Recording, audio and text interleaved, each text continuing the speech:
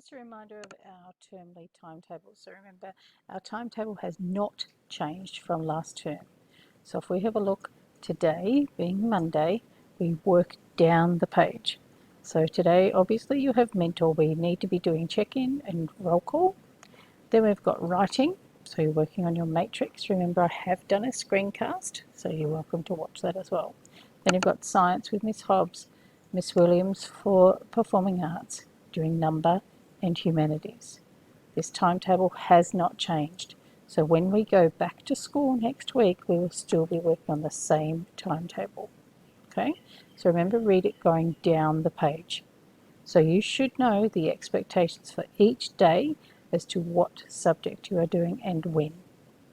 Remember, of course, this Friday you'll have no school. It's a curriculum day, so you don't have to worry about Italian. So Coda, yes, I know you'll be happy.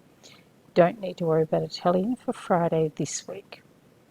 So today, again, is writing, then science, then performing arts, then number, then humanities.